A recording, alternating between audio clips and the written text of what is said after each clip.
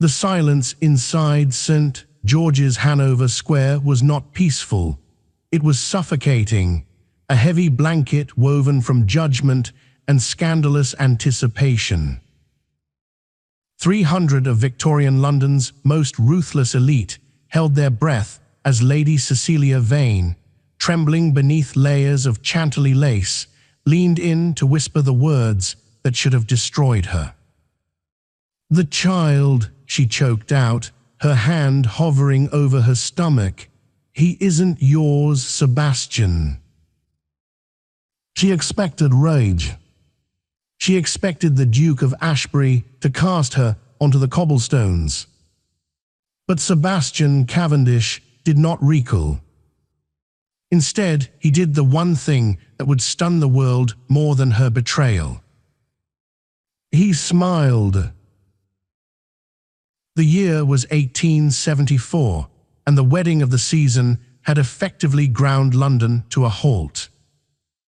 The sheer volume of carriages clogging the streets around Hanover Square had forced the Metropolitan Police to divert traffic as far back as Oxford Street.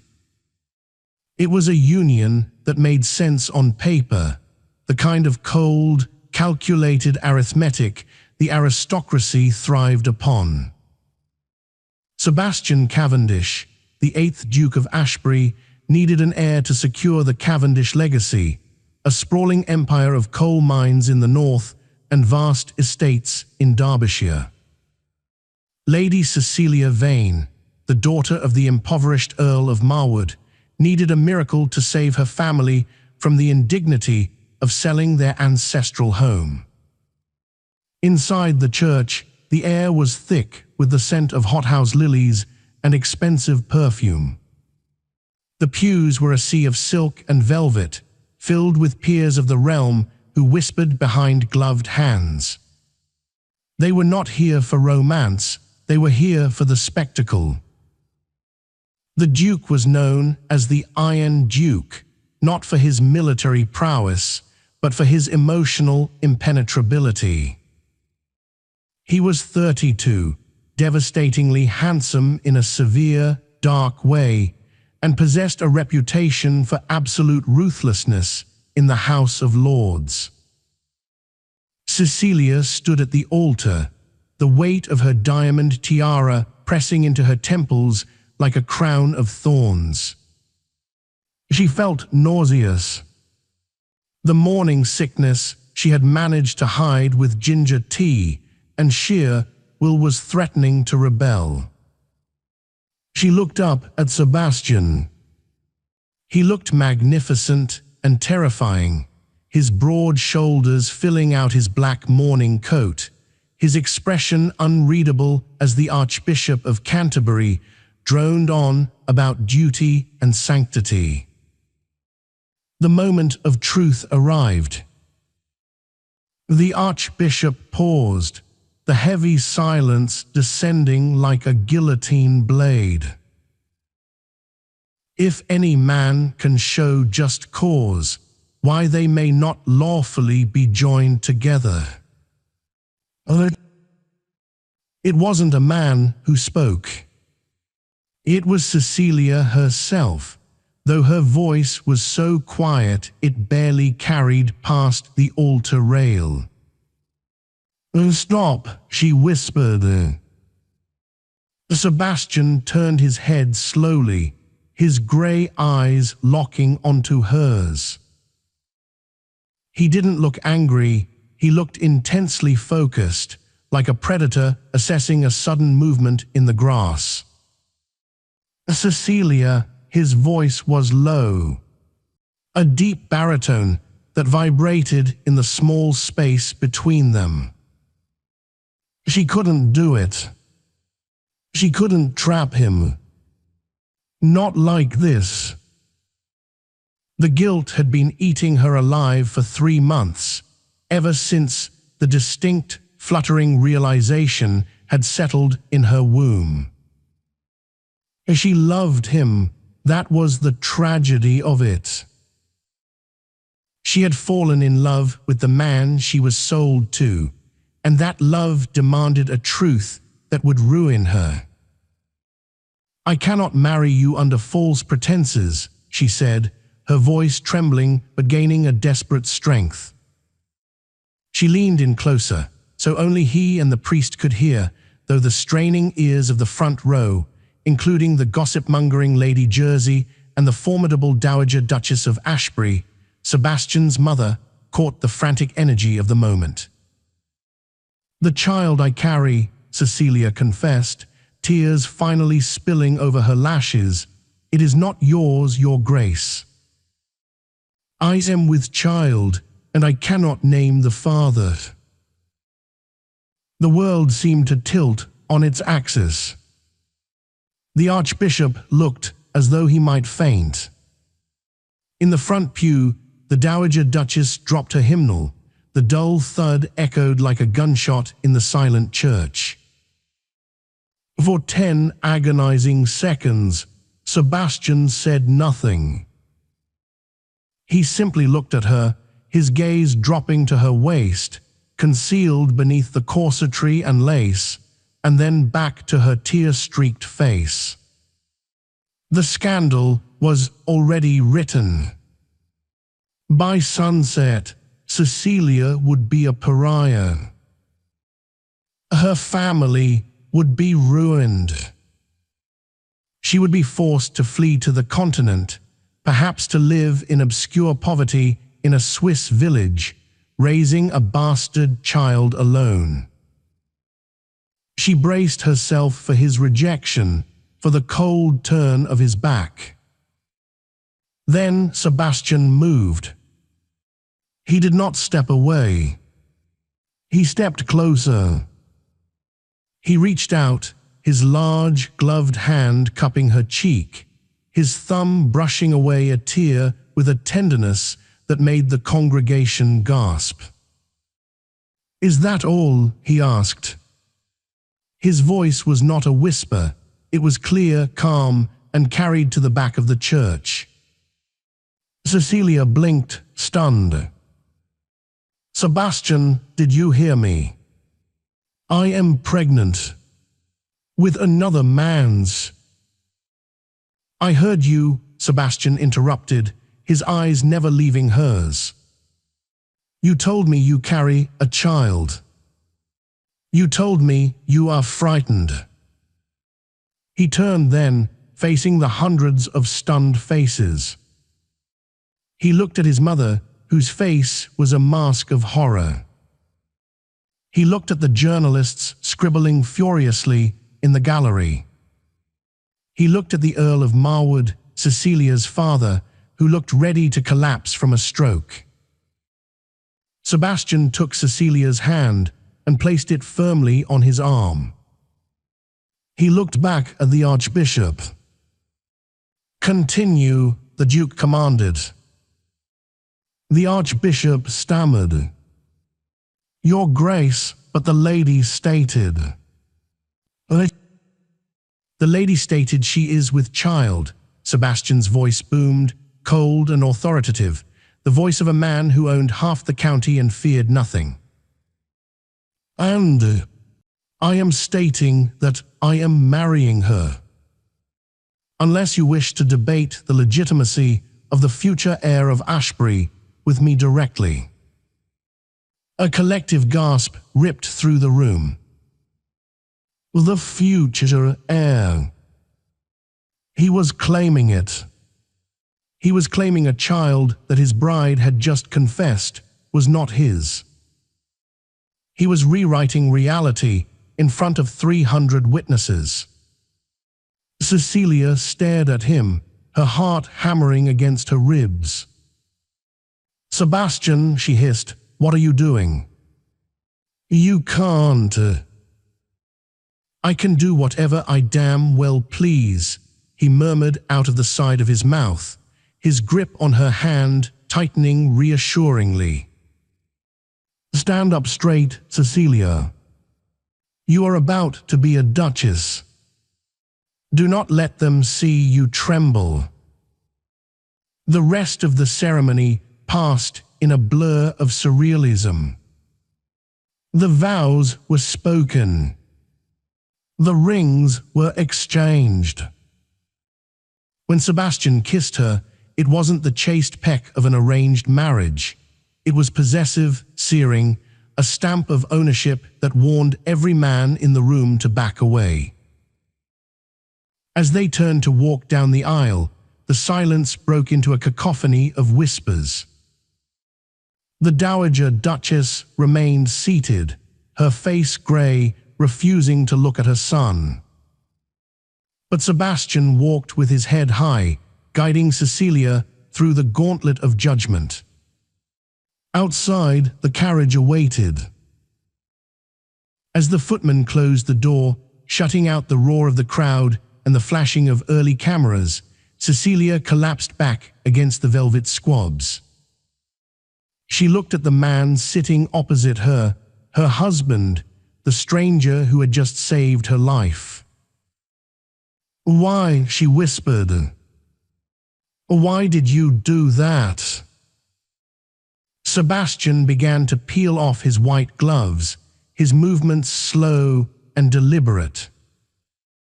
When he looked up, the warmth was gone from his eyes, replaced by the cool, calculating intelligence she knew so well.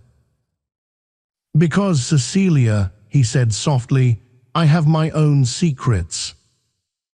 And having a wife who owes me her life well, that is a very powerful position to be in."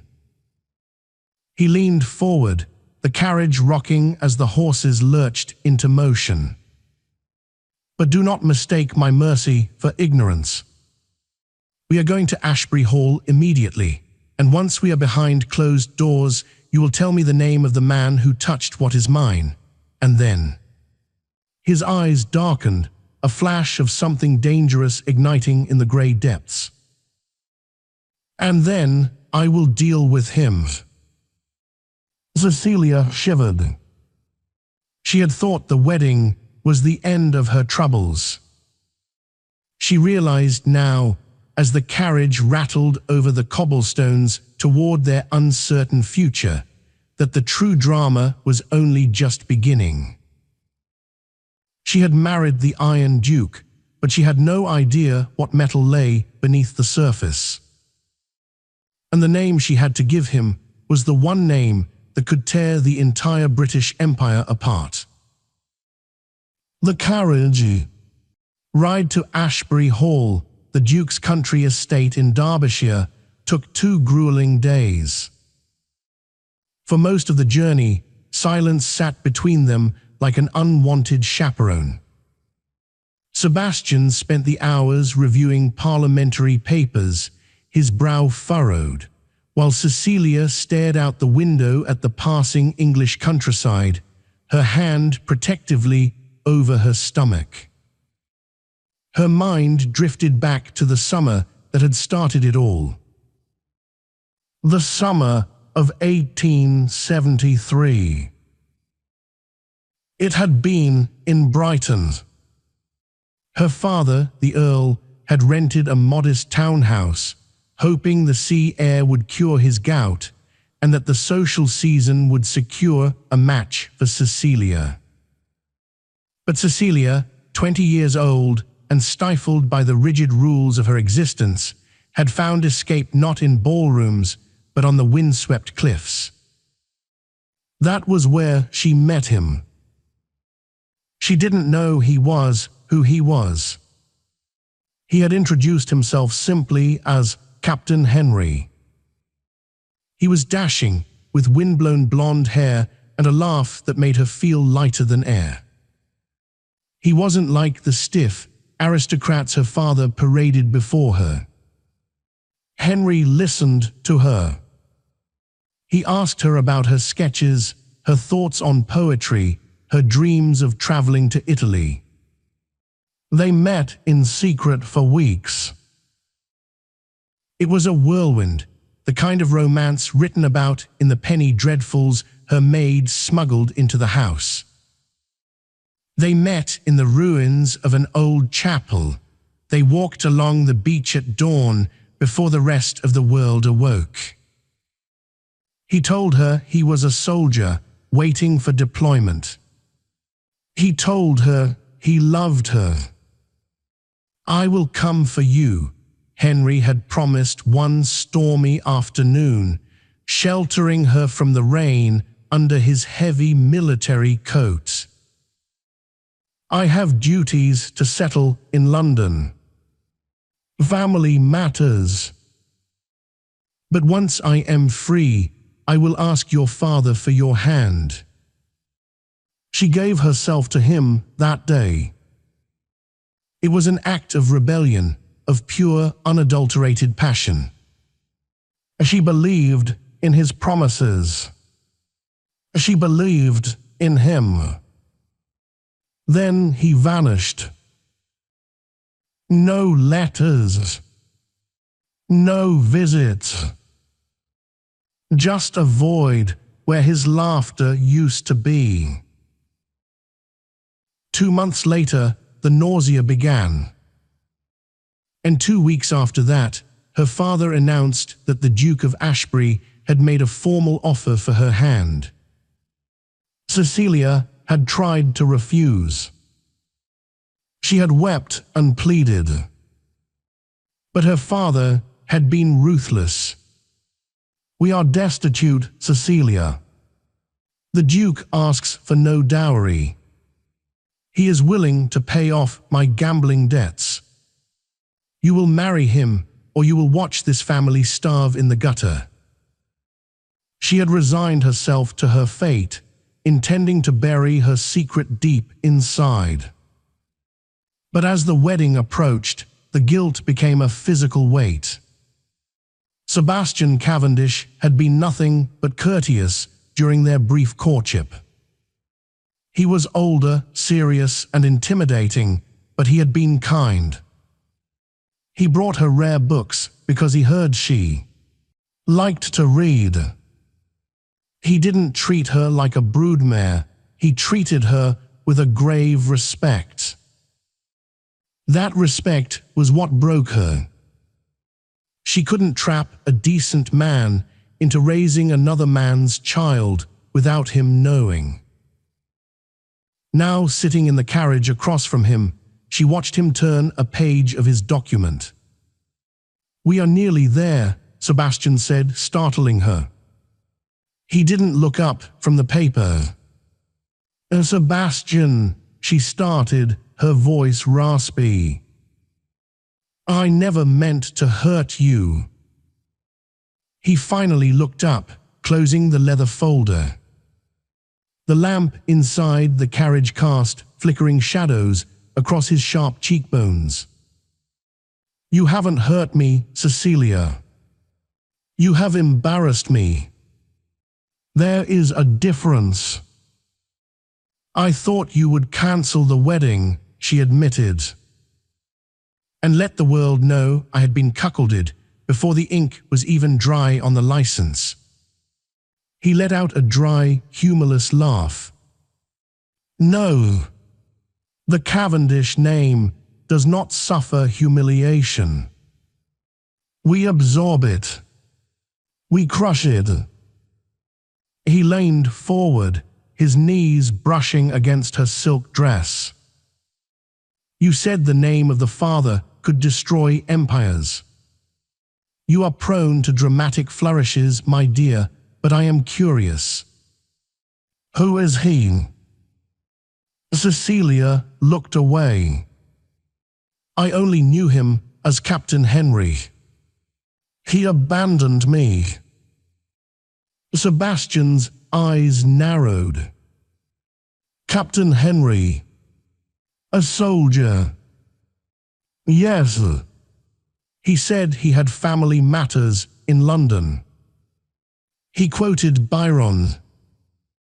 Sebastian sat back, exhaling a long, slow breath. He looked out the window at the darkened landscape of his estate approaching. The massive iron gates of Ashbury Hall loomed in the mist, flanked by stone gargoyles. "Byron," Sebastian muttered to himself. God, he always was a cliché. "You know him?" Cecilia asked, her breath hitching. Sebastian turned back to her, and for the first time she saw a crack in his armor. There was pain there, deep and old. "We will not speak of him tonight," Sebastian said firmly. "Tonight you are the Duchess of Ashbury. You will walk into that house, you will greet the staff, and you will hold your head high. You are under my protection now." "But the child—" "The child is a Cavendish," he stated, his voice brooking no argument. "Regardless of blood.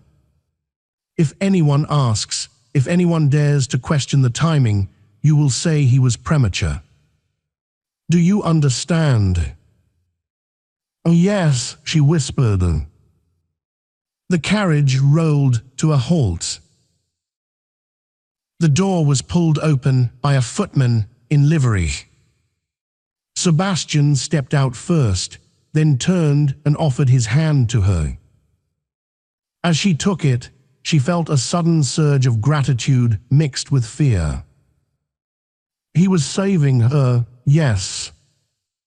But why? They walked up the grand stone steps of Ashbury Hall.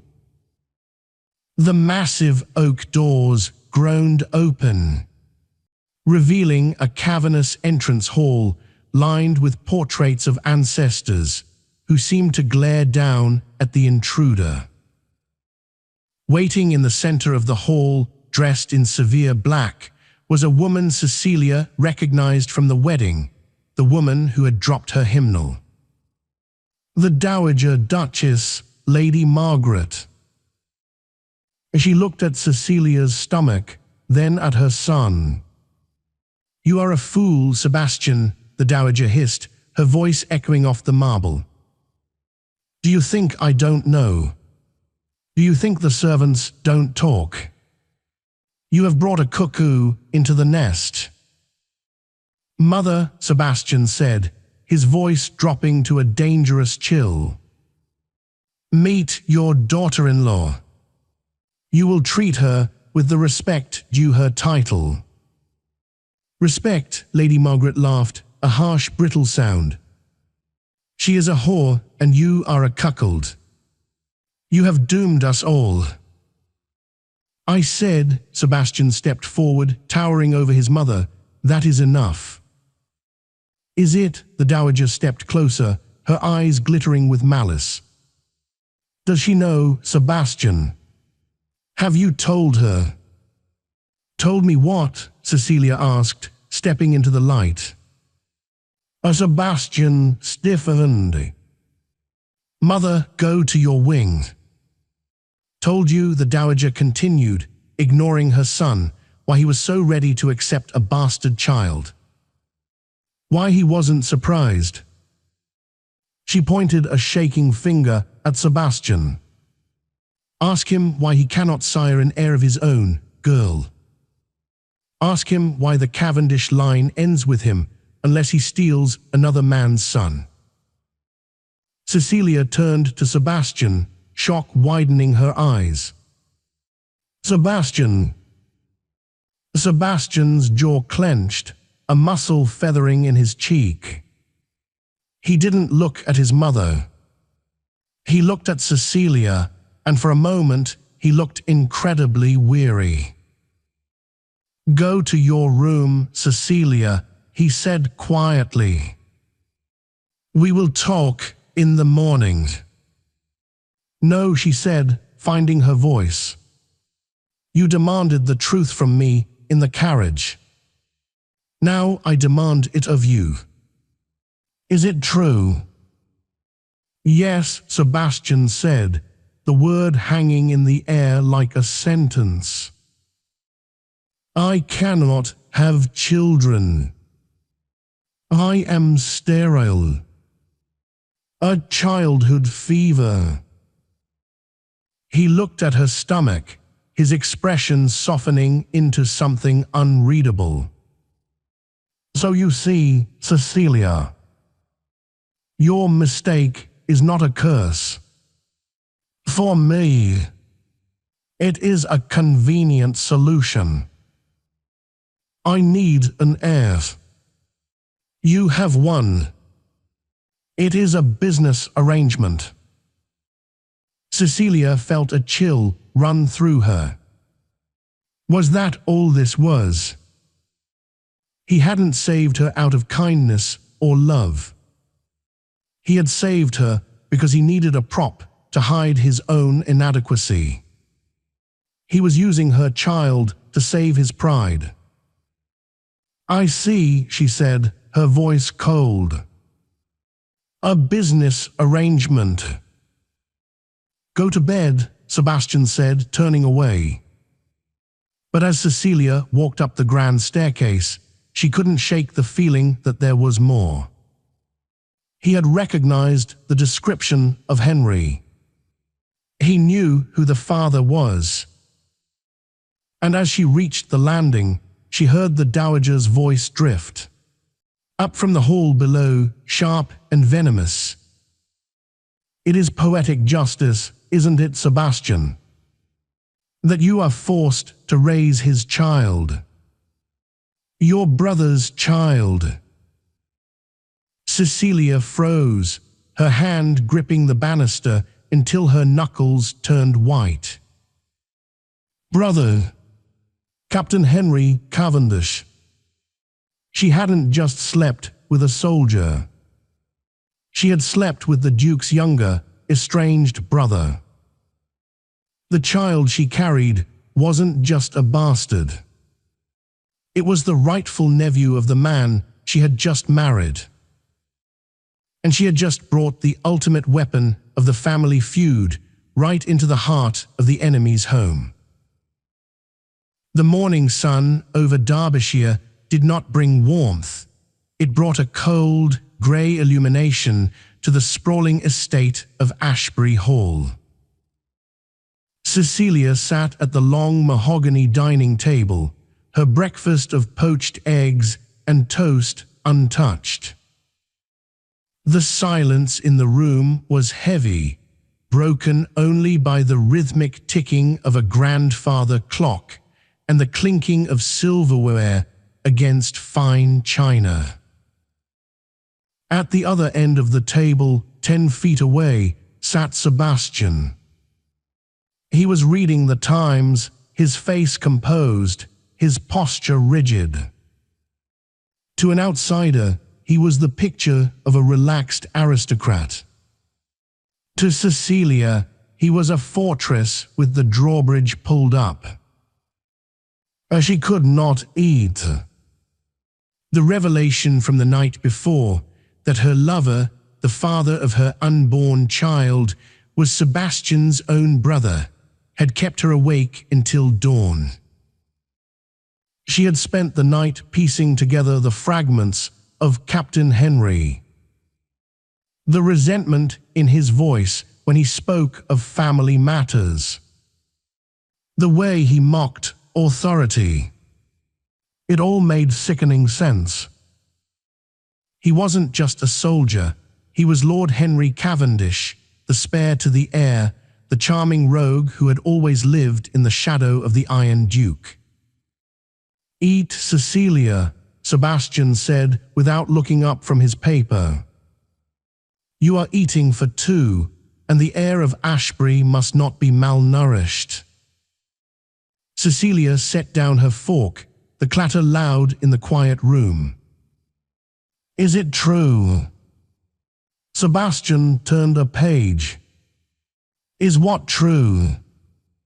That Henry is your brother. Sebastian finally lowered the paper. His eyes were dark, rimmed with the exhaustion he refused to acknowledge. My brother, yes. Though I often wish we were related only by coincidence rather than blood. Why didn't you tell me? She demanded, her voice rising. In the carriage, when I described him, you knew. I suspected. Sebastian corrected. Henry has a pattern.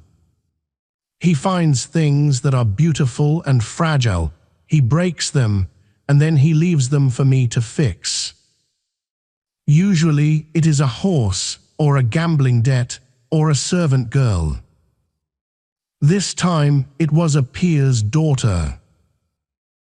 He stood up, folding the newspaper neatly. He walked to the sideboard and poured himself a second cup of coffee. The domesticity of the action clashed with the brutality of his words. "He told me he loved me," Cecilia whispered, the humiliation burning her cheeks. Sebastian turned to face her, leaning against the sideboard. "Henry loves reflection, Cecilia. He loves to see himself adored in a woman's eyes. Once that adoration turns to need, or demand, or pregnancy, he vanishes." He walked toward her, stopping by her chair. He didn't touch her, but his presence was encompassing. "Do you love him?" "I loved the man I thought he was," she said honestly. "But that man doesn't exist, does he?" "No," Sebastian said softly. "He does not." "And you," Cecilia looked up at him, searching his face. "You hate him." "Hate is a passionate emotion, Cecilia. I don't have time for passion. I have duty." He gestured to the room, the portraits, the land beyond the window. "Henry nearly bankrupted this estate 3 times. I have spent 10 years clawing back our fortune from the jaws of his vices. And now he has given me the one thing I could not procure for myself." He placed a hand on the back of her chair. "He thinks he has left me with his refuse. But he has left me a legacy. We are going to raise this child, Cecilia. And we are going to raise him to be a king among men, not a coward like his biological father. And when Henry returns," she asked, a tremble in her voice, "he will return, won't he?" "He will," Sebastian confirmed grimly. "He runs out of money as surely as the tide goes out. And when he comes back, he will find you are no longer the naive girl on the beach. You are the Duchess of Ashbury. You are mine." The possession in his voice sent a shock through her. It wasn't romantic, exactly, it was territorial. But in a world that had discarded her, being claimed by the most powerful man in England felt dangerously like safety. "No," Sebastian said, extending his hand. "Come with me to the library. If we are to maintain this deception, you must learn the history of the Cavendish family. If you are to carry a lie, you must make it indistinguishable from the truth." For the next 2 months, a strange routine settled over Ashbury Hall. The Dowager Duchess remained in her wing, a brooding presence that manifested only in scowling glares across the hallway. Meanwhile, Sebastian and Cecilia formed an unlikely alliance. He taught her the estate ledgers. He showed her how to manage the staff. He treated her not as a broodmare, but as a partner. They spent long evenings in the library, Sebastian working on parliamentary speeches while Cecilia read by the fire. One rainy afternoon in November, Cecilia found a sketchbook on Sebastian's desk. Curious, she opened it. It was filled with architectural drawings, bridges, orphanages, tenant cottages. They were brilliant, detailed, and compassionate. I didn't. No, you drew, she said when he entered the room. Sebastian froze, then walked over and gently took the book from her. A hobby. Nothing more. They are wonderful, Sebastian. You designed the new school in the village. I did. He looked at the drawing, his guard lowering slightly. I wanted to be an architect. Before my father died, and the title fell to me. Dukes do not build houses, they govern them. You can do both, she said softly. He looked at her, and for the first time she saw a flicker of genuine warmth. Perhaps. He reached out, his hand hesitating before resting on her swollen stomach. The child kicked, a sharp, strong movement. Sebastian's eyes widened. He is strong, Sebastian murmured, or coloring his voice. He fights. He takes after his uncle, Cecilia joked weakly. Sebastian's face hardened instantly. No. He takes after his mother. And he will be raised by his father. The moment was shattered by the sound of a carriage thundering up the gravel drive. The heavy knocker on the front door slammed against the wood. Sebastian moved to the window. His posture went rigid, the Iron Duke returning in a split second. Who is it? Cecilia asked, clutching the arms of her chair. Sebastian turned to her, his face a mask of grim determination. It begins, he said. Henry is home. Lord Henry Cavendish did not enter a room, he raided it. He burst through the library doors, bringing with him a gust of cold air and the smell of expensive tobacco and rain. He was everything Cecilia remembered, golden-haired, blue-eyed, with a smile that could charm the birds from the trees. But now, seeing him standing next to Sebastian, the illusion crumbled. Where Sebastian was granite, solid, enduring, and deep, Henry was gilt. Shiny but thin. Brother. Henry boomed, ignoring the footman who was trying to take his coat. I heard the news. Married. You. The old monk finally took a vow of flesh. He strode forward, arms open. Sebastian did not move. He stood in front of Cecilia, effectively shielding her from view. Hello, Henry. Sebastian said, his voice devoid of emotion. To what do we owe the pleasure? I assumed you were still in Monte Carlo, spending the allowance I sent you last month. Bad luck at the tables, dear brother. And I heard rumors. Rumors of a beautiful new duchess. I had to come and pay my respects. Henry stepped around Sebastian, and his eyes landed on Cecilia. The smile froze on his face. Cecilia sat in the armchair, her hands resting protectively on her 6-month pregnant stomach. She wore a dress of deep emerald velvet, the Ashbury diamonds at her throat. She looked regal, terrified, and undeniably pregnant. Henry blinked. Cecilia.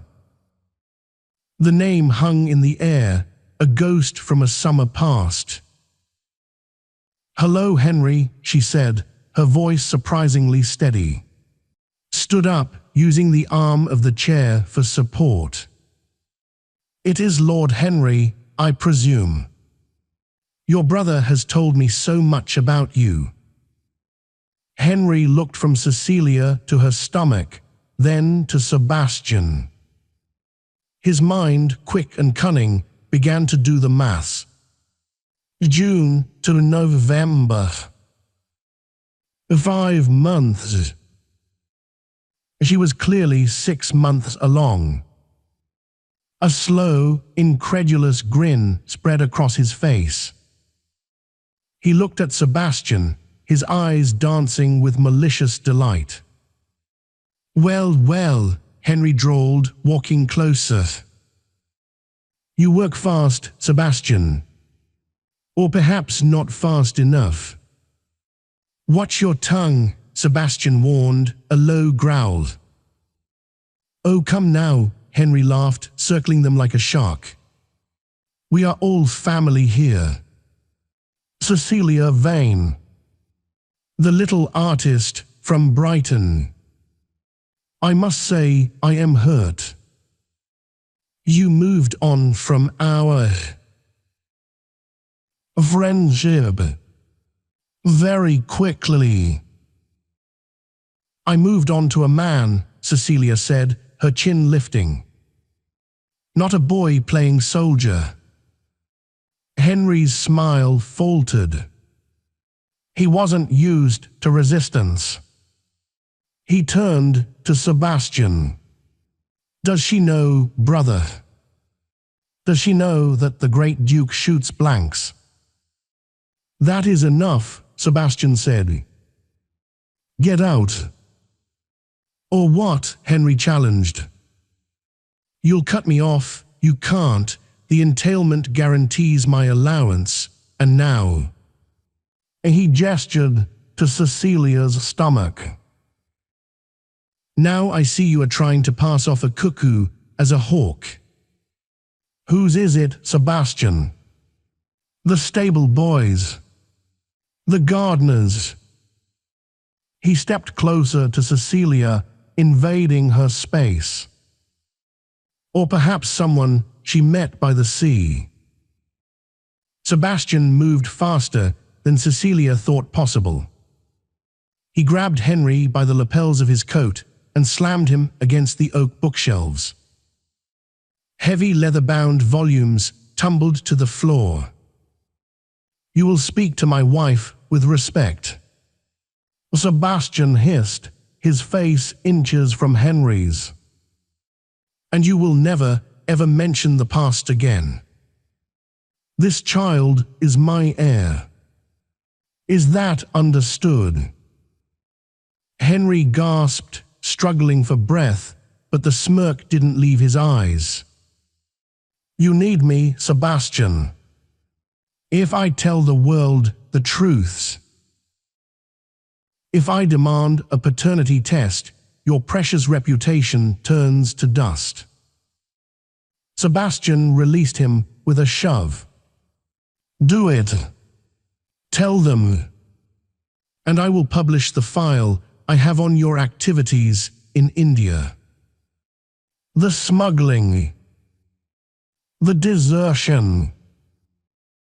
Henry straightened his coat, the color draining from his face. "You wouldn't.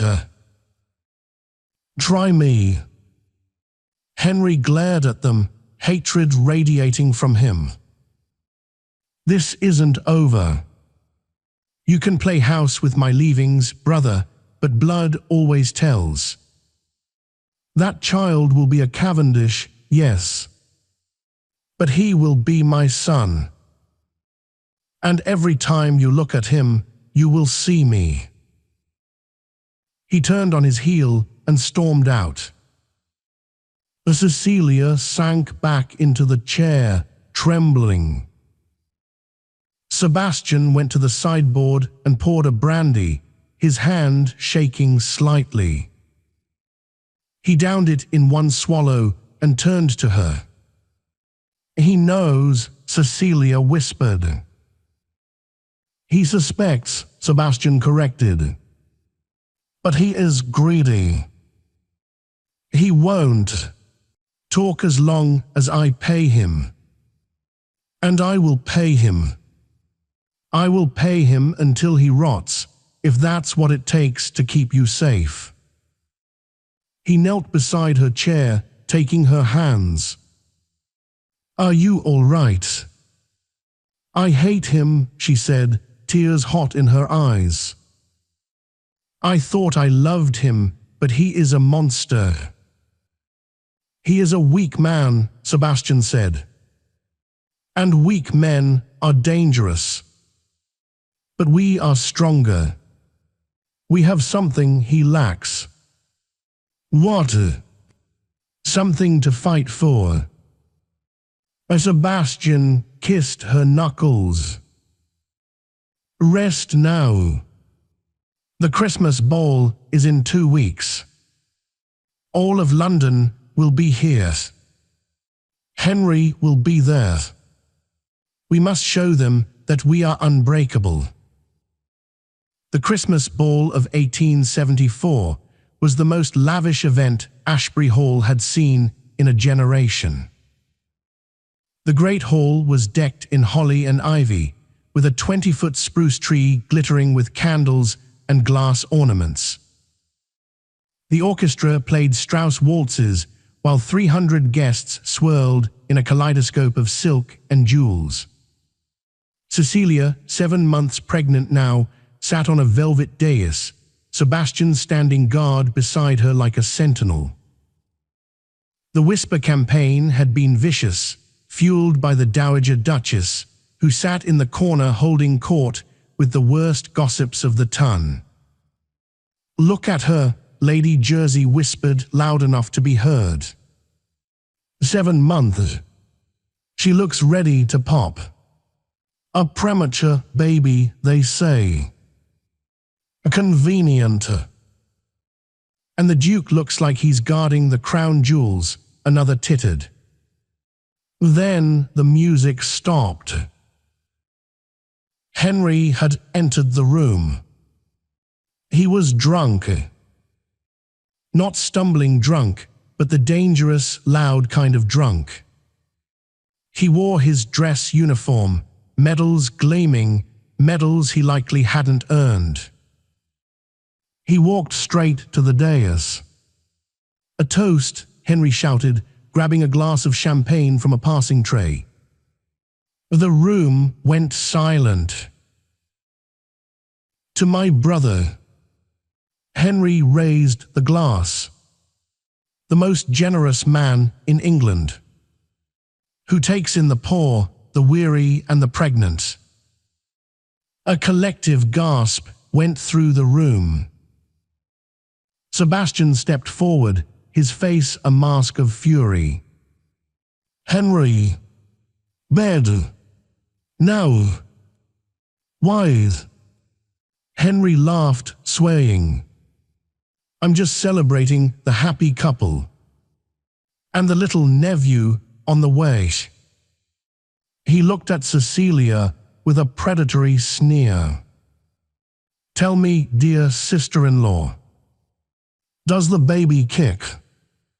Does he have a strong right hook like his father? He was skirting the edge of the truth, daring them to react. Cecilia stood up. The silence was deafening. She walked down the steps of the dais until she was face to face with Henry. She was heavy, tired, and her ankles were swollen, but she had never looked more like a duchess. The baby is strong, Henry, she said, her voice clear and carrying to every corner of the room. He is strong because he is loved. He is a Cavendish, which means he will be a man of honor, a man of duty. Unlike some men who wear the uniform but lack the spine to support it. She stared him down. You speak of charity. Yes, your brother is generous. He supports those who cannot support themselves, including you." The crowd murmured. It was a direct hit. She had called him a leech in front of the entire peerage. Henry's face went red. He raised his hand, a reflex of anger. Sebastian caught his wrist in midair. The crack of bone on bone was audible. "Don't," Sebastian whispered, his voice deadly quiet. "I even think about it." He twisted Henry's arm, forcing him to his knees. "You are drunk, Lord Henry. My footmen will escort you to your carriage. You are leaving. You can't kick me out." Henry spat. "I am the Duke of Ashbury," Sebastian roared, his voice shaking the chandeliers. "I can do whatever I damn well please." The footmen rushed forward and dragged a shouting Henry from the hall. Sebastian straightened his jacket, turned to the stunned crowd, and signaled the conductor. "Play," he commanded. As the music hesitantly restarted, Sebastian turned to Cecilia. He offered her his arm. "Are you unwell?" "I'm fine," she breathed, adrenaline coursing through her. "I think I actually enjoyed that." Sebastian looked at her, and a slow, genuine smile broke across his face, the smile that had stunned the church months ago. "You were magnificent, Cecilia." But their victory was short-lived. Later that night, as the last guests departed, a scream tore through the upper corridor. It was Cecilia. Sebastian sprinted up the stairs, his heart hammering. He burst into her bedroom to find her clutching her stomach, doubling over in pain. Water pooled on the floor beneath her. "It's too soon," she gasped, her face grey with pain. "Sebastian, it's 2 months too soon." The stress of the night had taken its toll. The heir was coming. And if the baby was born now, tiny and fighting for breath, no lie in the world could hide the truth of his conception. The birthing room smelled of iron, lavender, and fear. The local doctor, Dr. Morales, had been summoned from the village, his face grim as he called for hot water and clean linens. Sebastian stood in the hallway, pacing like a caged tiger. The Dowager Duchess sat on a bench nearby, fingering her rosary beads. "It is God's judgment," she muttered. "The child will not survive. It is an abomination." Sebastian stopped pacing. He turned to his mother, his eyes cold and dead. "If you say one more word against my wife or my son, I will send you to the dower house in Scotland, and you will never see London again." The dowager gasped. "You wouldn't dare." "Try me," he repeated the words he had used on Henry. "I am done with your poison, mother. You care more about bloodlines than you do about human life." A scream from inside the room cut them off. It was a raw, animal sound of agony. Sebastian ignored the conventions that demanded husbands stay away. He threw open the door and stormed in. "Your Grace, you cannot be here." The midwife protested. "Get out of my way," Sebastian ordered. He rushed to the bedside. Cecilia was pale, her hair plastered to her forehead with sweat, her knuckles white as she gripped the sheets. "Sebastian," she sobbed. "I can't. He's stuck. I can't do it." "Yes, you can," Sebastian said, taking her hand. He didn't care about the blood. He didn't care about the impropriety. "Look at me, Cecilia. Look at me." She focused her hazy eyes on him. "We do not yield," he said fiercely. "Cavendishes do not yield. You are fighting for him. You are fighting for us." "I'm scared," she whispered. "I know. I am too. But I am right here. I am not leaving you." For 6 agonizing hours, the battle raged. It was a fight between life and death. At just past 3 in the morning, a silence fell over the room. Then a thin, reedy cry pierced the air. "It's a boy," Dr. Morales announced, his voice relieved. "He is small, Your Grace. Very small. But his lungs are strong." The midwife cleaned the infant and wrapped him in a thick wool blanket. She hesitated, then handed the tiny bundle to Sebastian. Sebastian looked down. The baby was terrifyingly small, his skin red and wrinkled. But he had a tuft of golden hair. Unmistakable Cavendish hair. He looked at the boy, this product of his brother's betrayal and his wife's desperation. He waited to feel resentment. He waited to feel the shame his mother had predicted. He felt nothing but a fierce, overwhelming surge of love. This helpless thing was his. He had fought for it. He had protected it. "Arthur," Sebastian said, his voice thick with emotion. "His name is Arthur." He lowered the baby to Cecilia, who was weeping softly. "Meet your son, Cecilia." For the first few weeks, Arthur's life hung by a thread. He was kept in a cradle by the fire, wrapped in cotton wool. Sebastian neglected his parliamentary duties, refusing to leave Ashbury Hall. He sat by the cradle for hours, watching the tiny chest rise and fall, daring death to enter the room.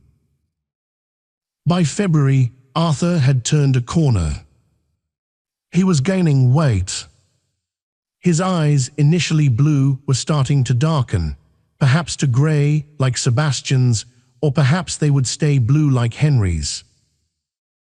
It didn't matter.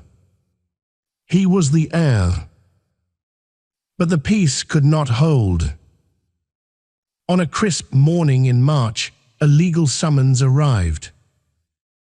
It was delivered by a solicitor from London, a pinched-faced man named Mr. Greaves. Sebastian read the document in his study, his face turning to stone.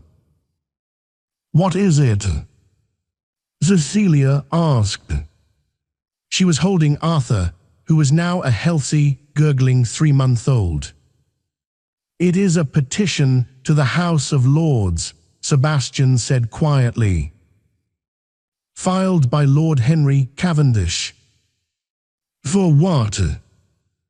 "For the removal of my title and the disinheritance of Arthur." Cecilia nearly dropped the baby. "On what grounds?" "On the grounds of incapacity." Sebastian tossed the paper onto the desk. He claims I am impotent. He claims he has medical testimony from my childhood physician. And he claims that he is the biological father of Arthur, and therefore Arthur is a bastard born of adultery, not a legitimate heir. He can't prove that. In a court of law, perhaps not. But the scandal alone will destroy us. If this goes to trial, every intimate detail of our marriage, every date, every doubt will be dragged through the mud. The Queen herself will intervene. Sebastian walked to the window, looking out at the estate he loved.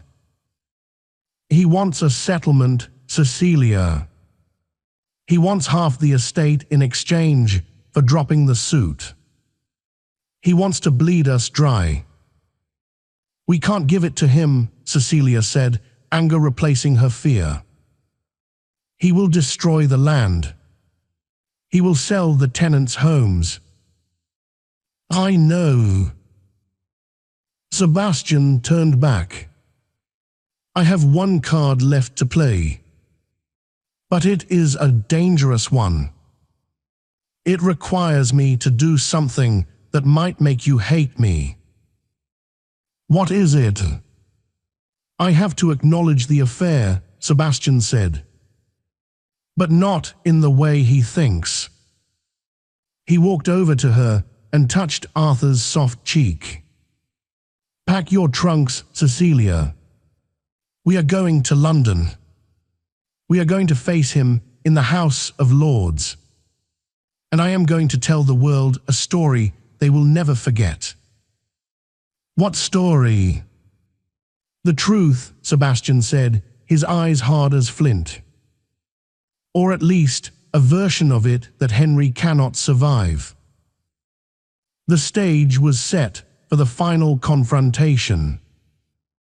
The Iron Duke was going to war, and his weapon was the very scandal Henry tried to use against him. The committee room in the House of Lords was a cavern of oak and judgment. It was April 1875, and the air was thick with the smoke of cigars and the murmurs of England's most powerful peers. This was not a criminal court, but a committee of privileges, a tribunal assembled to determine the validity of the Ashbury succession. Lord Henry sat at the plaintiff's table, looking every inch the wronged aristocrat. He had groomed himself for this moment, his uniform pressed, his face a mask of sorrowful duty. Beside him sat his solicitor, a weaselly man named Mr. Greaves, who shuffled papers with sweaty hands. Opposite them sat Sebastian and Cecilia. Cecilia held her head high, though her hands trembled in her lap. She wore a dress of severe midnight blue, designed to make her look older, more maternal, less like the girl who had been seduced on a Brighton beach. The Lord Chancellor pounded his gavel.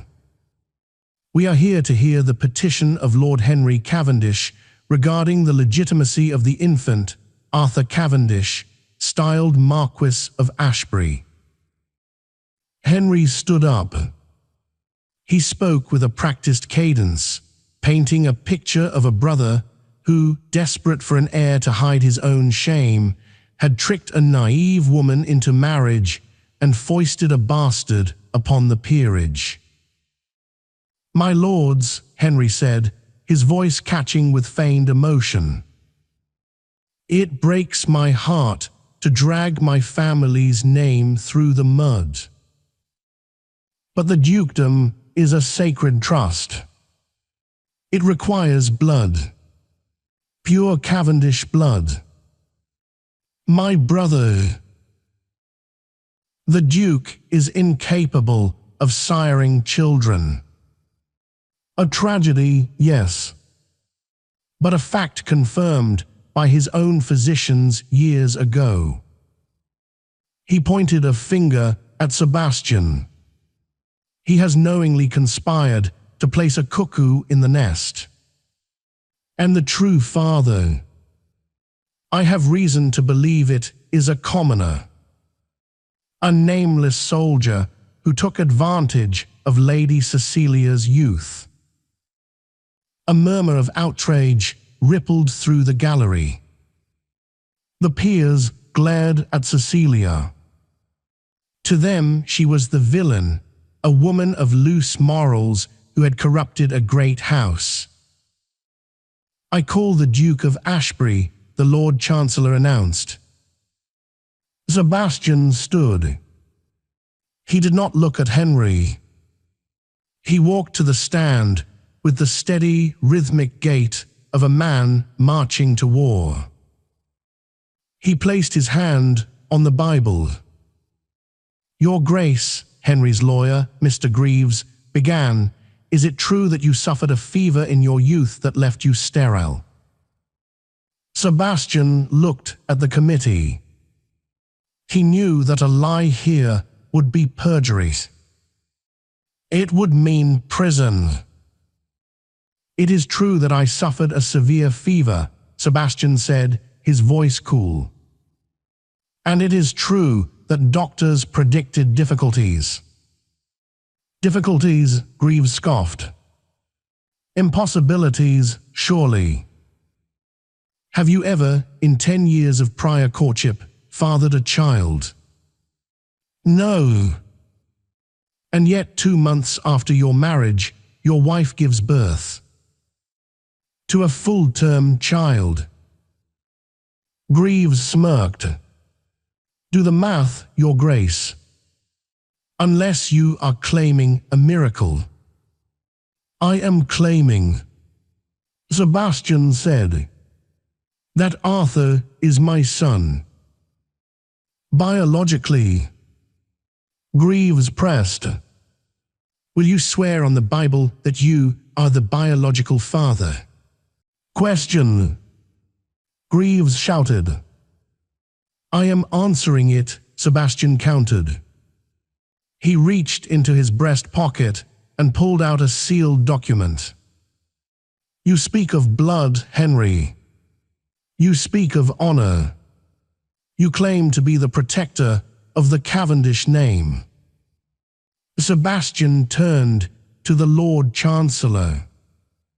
I wish to submit evidence regarding the plaintiff, Lord Henry Cavendish. Specifically, his service record in the Bengal Lancers. Henry's face went white. He half rose from his chair. Objection. This is irrelevant. It is entirely relevant, Sebastian boomed, drowning him out. Because under the Treason Act of 1351, a man convicted of treason forfeits all titles, lands, and claims to inheritance. He becomes civilly dead. The Lord Chancellor leaned forward, adjusting his spectacles. Treason, Your Grace. That is a grave accusation. I have here, Sebastian held up the document, the red wax seal of the War Office glinting in the gaslight, the sworn affidavit of General Sir Thomas Picton. It details how Captain Henry Cavendish, during the skirmish at Kalat, did not just desert his post. He stole the regiment's payroll, gold intended for the soldiers' families, and fled to a gambling house in Bombay. He bought his silence with bribes, but the general has finally come forward. The room erupted. The calm facade of the House of Lords shattered. Peers stood up, shouting. Treason was not just a crime, it was a social death sentence. Sebastian turned to Henry, who was now trembling, his bravado dissolved into panic.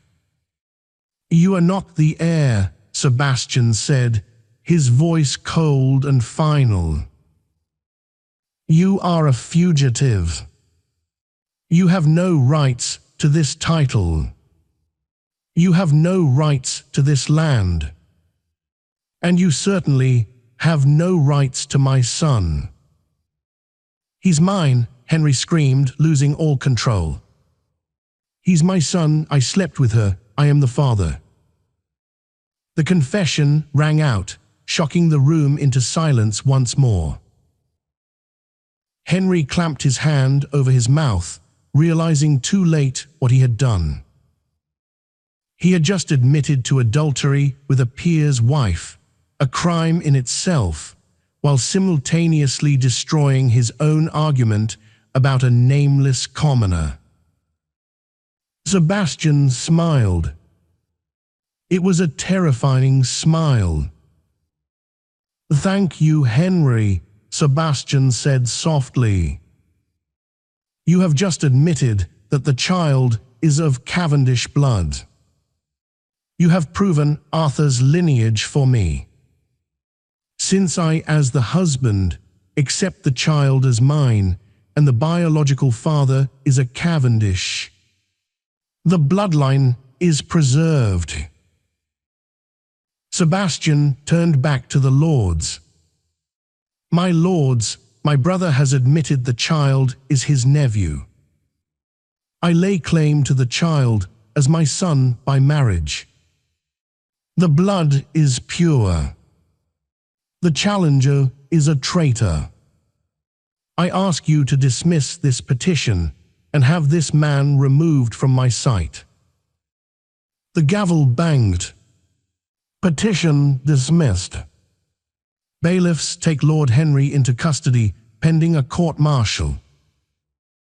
As the guards dragged a screaming Henry away, Sebastian walked back to his table. He didn't look triumphant. He looked exhausted. He held out his hand to Cecilia. Come, my dear, he said.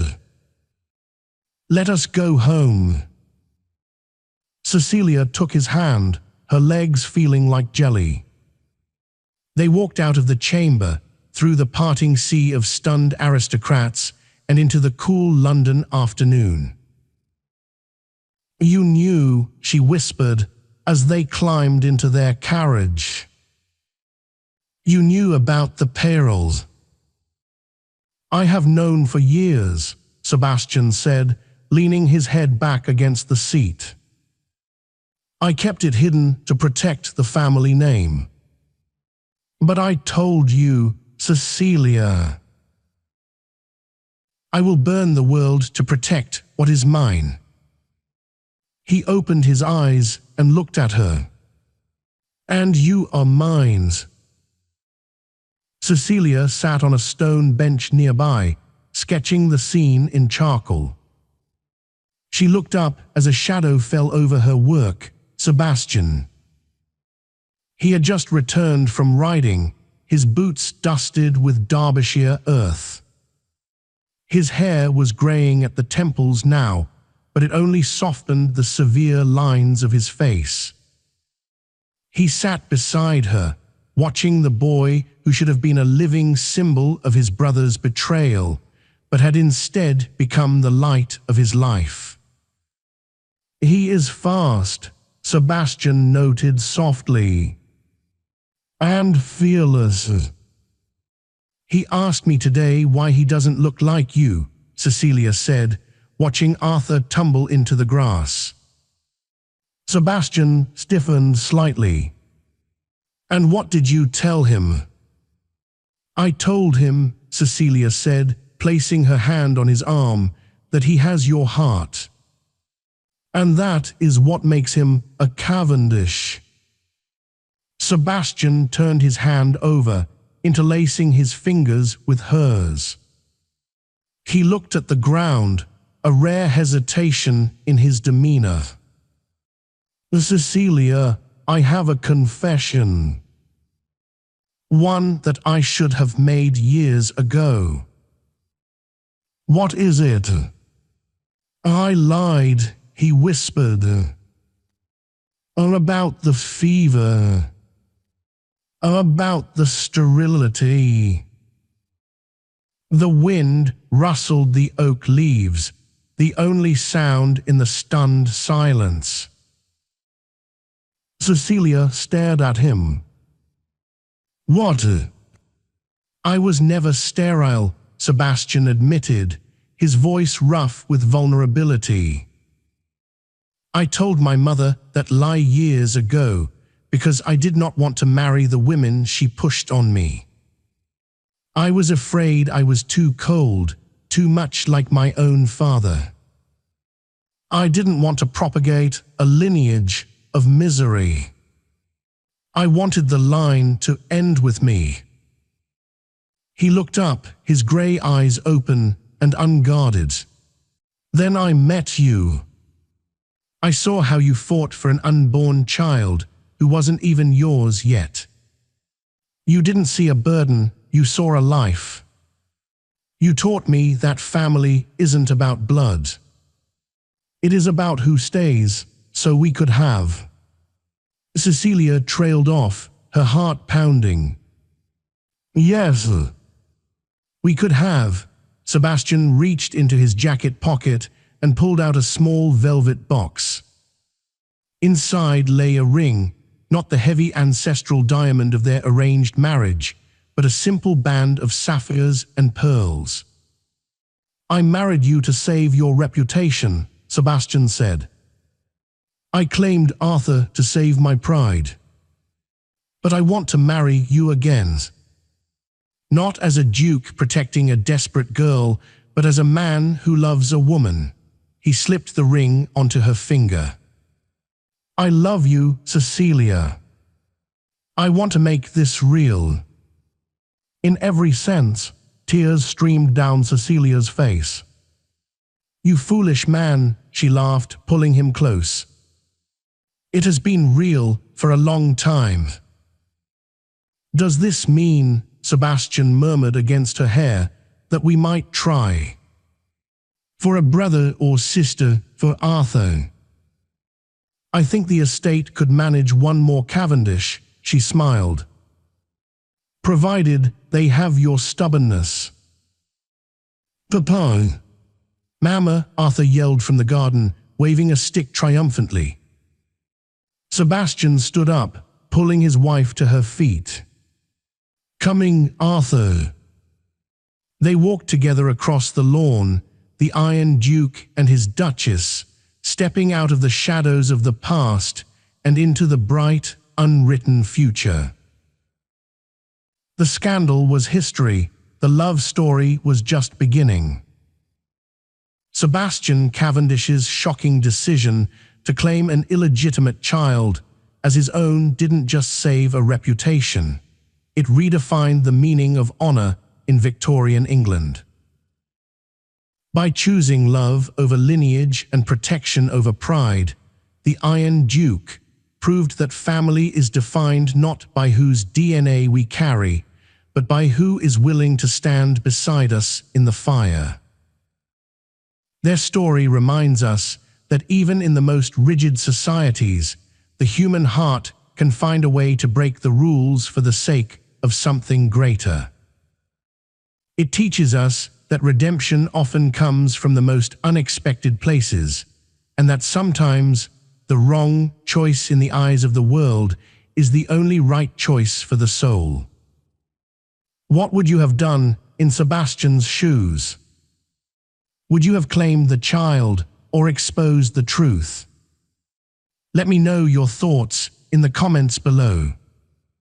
If you enjoyed this story of scandal, romance, and redemption, please hit that like button. It really helps the channel. Don't forget to share this video with a friend who loves a good historical drama, and subscribe for more incredible stories from history and imagination. Ring the bell so you never miss an upload. Thanks for watching.